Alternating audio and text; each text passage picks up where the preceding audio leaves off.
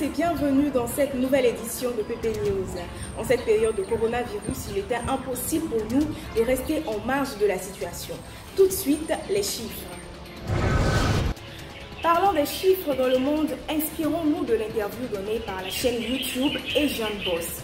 Lors des échanges, Kim Woo-joo, professeur au département des maladies infectieuses à l'hôpital universitaire de Guru à Séoul, affirme que le taux de mortalité varie d'un pays à un autre, selon les systèmes de mise en quarantaine, la qualité du matériel médical, les tranches d'âge et même la démographie du pays. En Corée du Sud, le taux de mortalité pour les quarantenaires est de 0,1%. 90% des personnes décédées avaient plus de 60 ans, les personnes âgées ayant un système immunitaire extrêmement fragile. 15 000, je vous dis bien 15 000 tests par jour sont faits en Corée du Sud. Très important à savoir aussi, pour qu'un postillon soit considéré comme une gouttelette, l'une des voies de transmission d'ailleurs du coronavirus, il faut que ça soit plus grand que 5 micromètres.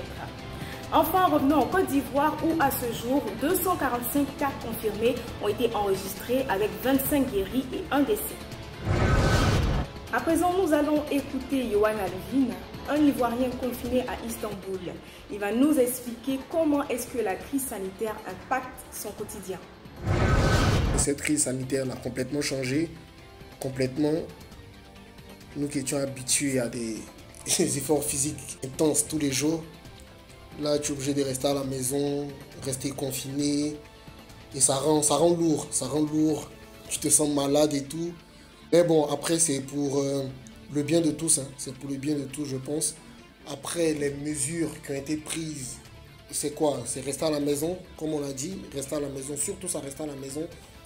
Et de surtout utiliser des gels hydroalcooliques, un truc du genre.